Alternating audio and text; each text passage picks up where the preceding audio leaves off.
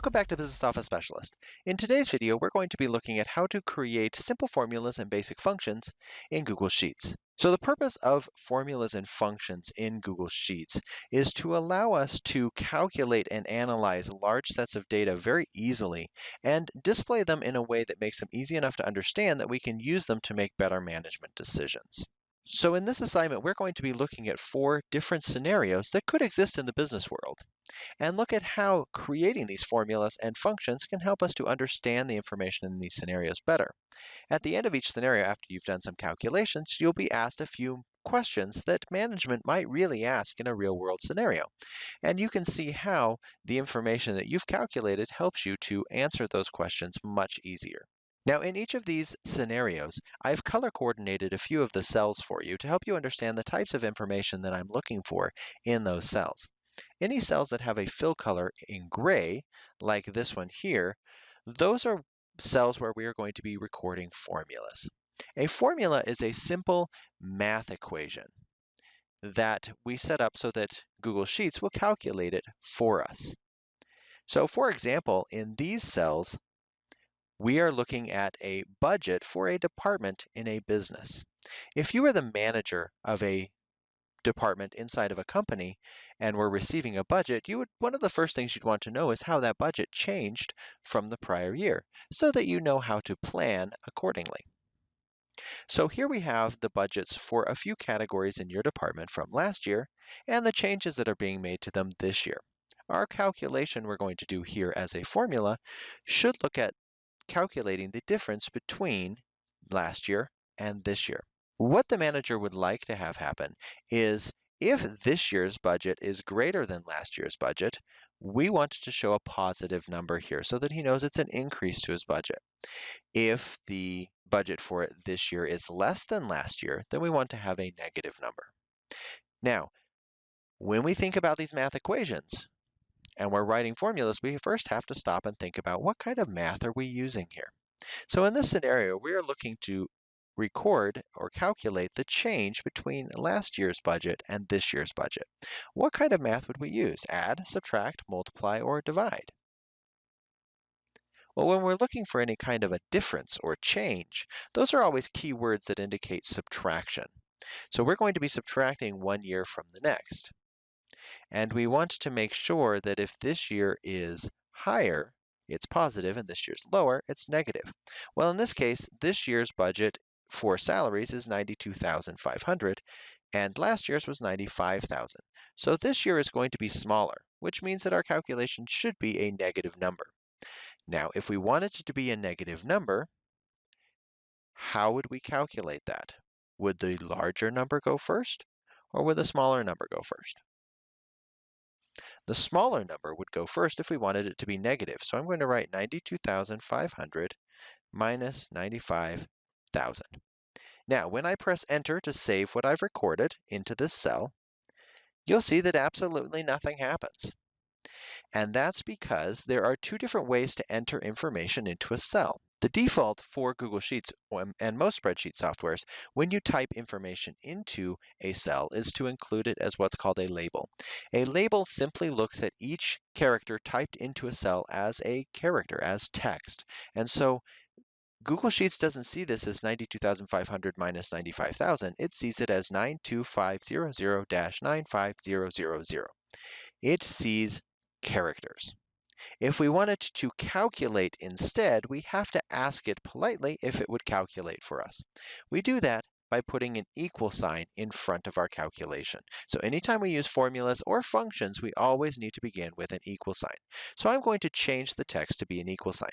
Now, if I put my mouse on top of this cell and make it my active cell, and then begin typing, it's going to overwrite everything I created and start over. If I just want to edit text in a cell in a spreadsheet, there are 2 ways you can do this.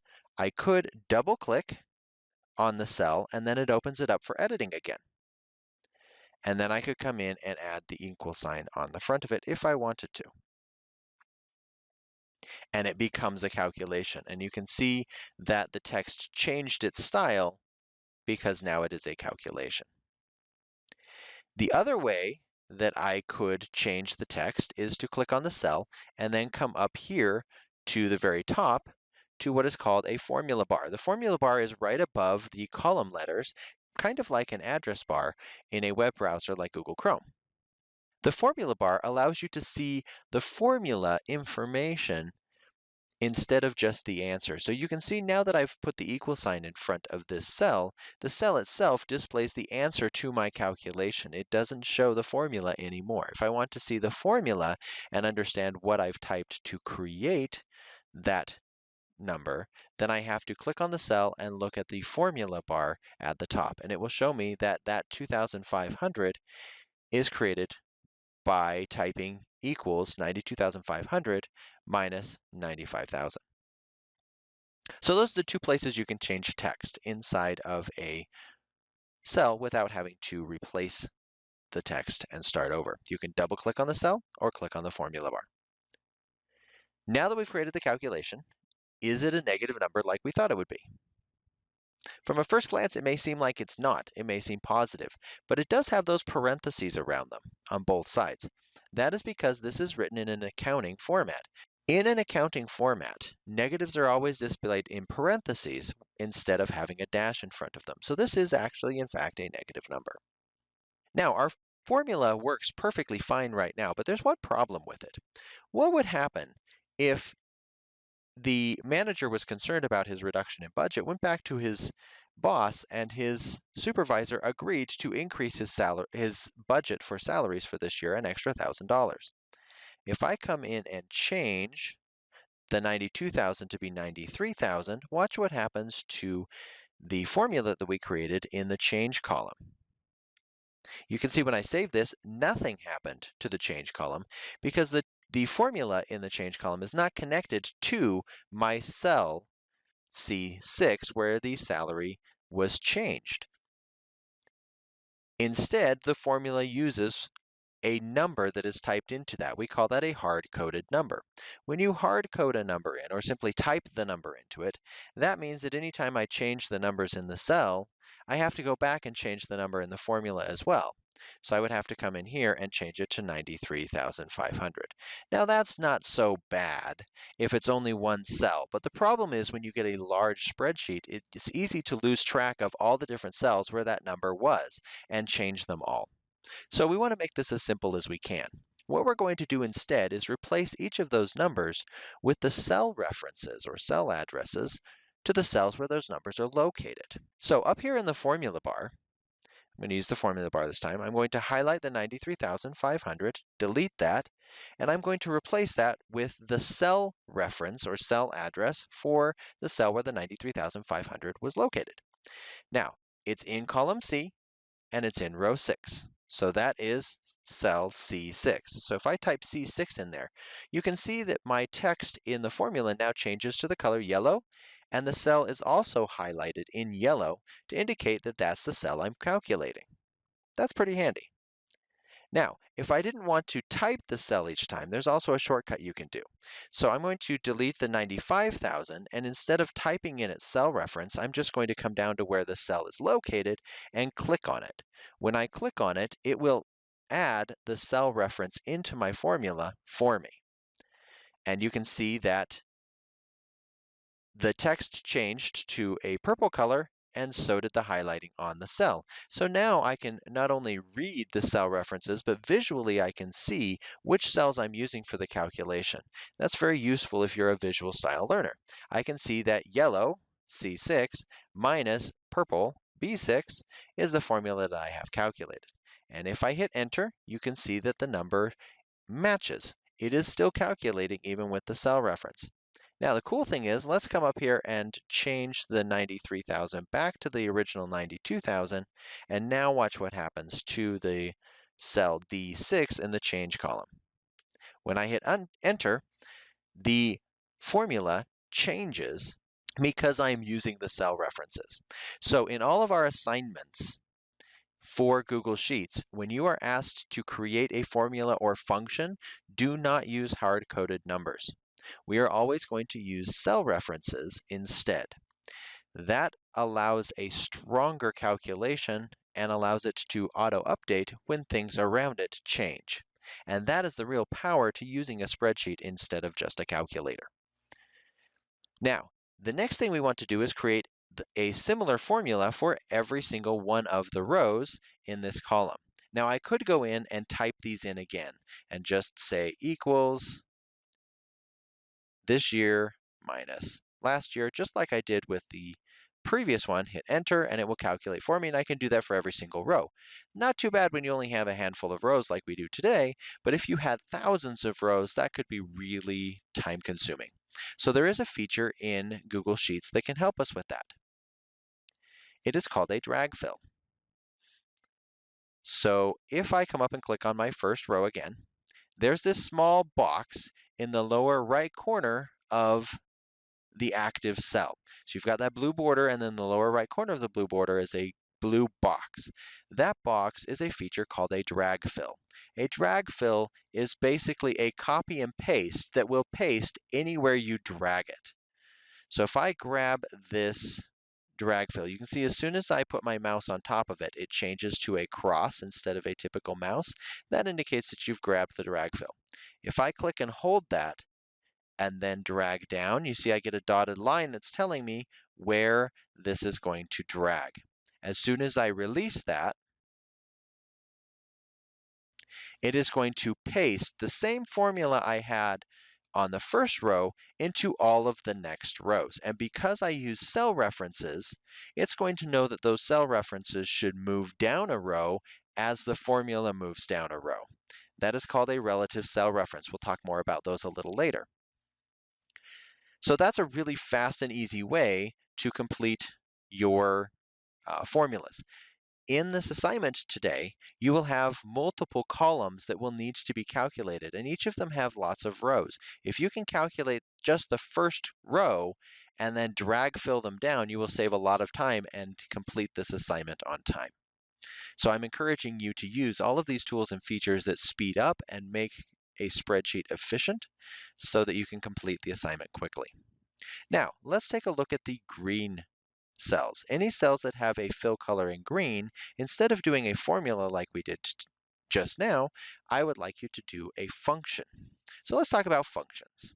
A function is a code built into the formula that allows it to calculate lots of information or a complex calculation faster and easier for you.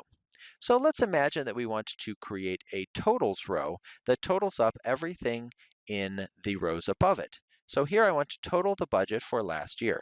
I could do a formula here and press the equal sign and then do B6 plus B7 plus B8 plus B9 and just keep going all day long until I finally get to the bottom. Again, not too bad with a handful of cells, but when you have thousands of rows, that would take you all day. So instead, Excel has a special function that allows us to add lots of information together at the same time. This is called a sum function. So if you are familiar with the English terms in math, sum is the term for adding. So to create a function, what we need to do is press the equal sign, and then instead of clicking on cells and starting our math calculation, we're going to type the name of the function. So the name of the function we're going to use to add is sum, S-U-M. Once you've typed the function, you'll open a parenthesis, select a range of cells that we want to add together. So this box that pops up gives you a description of what the functions are, how they work, and some examples of what they look like. However, it's blocking my ability to grab my cells that I need to add together, so I'm going to close that. Then I can click and select my range. You could type a range in if you want to. Remember that our ranges are separated by colons, so I would pick my top left corner, B6, and then a colon, and then my bottom right corner, which would be, since we only have one column, B12. And you can see that it selects and highlights that range for me. So you can type them in, but I find there's an easier way to do that simply by clicking and dragging. So if I click on one of the cells, and then I hold my mouse down and drag, it will select the range for me and create the text. When you're finished selecting your range, you will close your parentheses by putting an opposite parenthesis on the far end, and then press Enter. And now, instead of having to do B6 plus 7 plus 8 plus 9 plus 10 plus 11 plus 12, I can just say equals sum, select the range, close the parenthesis, and hit Enter. Now, if you don't want to type the formulas or the functions, there is another way that you can do it. On the ribbon, there is a function icon. It's located on the far right, right here. If I click on that, it gives me a list of all of the possible functions that we could be using with the basic functions at the very top. There are 5 basic functions that we use in Google Sheets. Those are sum, average, count, max, and min. In this case, let's say that we want to create another sum for this year's budget. Instead of typing it in this time, I'm going to go up to the functions bar and select the sum function. When I do that, it sets the equal sign, types it in, and creates the parentheses for me. All I have to do is drag the range. So much easier than typing it in. So I'm going to come back and click and drag on the range that I would like to add together and press Enter, and it does all the work for me. So you're welcome to type them in if that's easier for you. You're welcome to use the function tool if you want to. That's there as well. But the green cells, I would like you to use these coded functions. If you use a formula here, they will be marked wrong. If you type in just a number in either the gray cells or the green cells, those will be marked wrong as well, because the purpose of these is to calculate, not just type in an answer. So don't calculate it in a calculator and then just type an answer. Actually have Excel do the calculations for you. All right, now I want to show you one other handy feature. We talked about how we can use the drag fill in columns, but you can use the drag fill in rows as well. So if I come back to my first cell and grab that drag fill icon in the lower right corner, instead of dragging down, I'm going to drag to the right. And when I release my mouse, it's going to fill the functions across my row as well. So again, use that drag fill as much as you can to help you save time. Now, the blue cells are for us to analyze the information once we've calculated it. So each scenario that you're looking at today will have different questions that they will ask you based on the information that you're calculating. In this case, the manager has 4 questions. The first question is, which budget item had the greatest change? So as we're looking at these different budget categories, which scenario, positive or negative, had a greater change from this year compared to the year before? And you can see that that would be salary. Salary has changed by $2,500. So I'm going to write the name of the category right here. And with the blue cells, you don't need to type in formulas or functions. That's not necessary. You can simply type in the answer. This is the only place on the spreadsheet where you will be typing answers in. Everywhere else, you'll be using formulas or functions. Now, it wants to know whether that was positive or negative. That was negative. What was the smallest change? Well, looking at these, the smallest change was $40. That's going to be subscriptions. So I'm going to type in subscriptions, and that one was a positive change because there are no parentheses around it.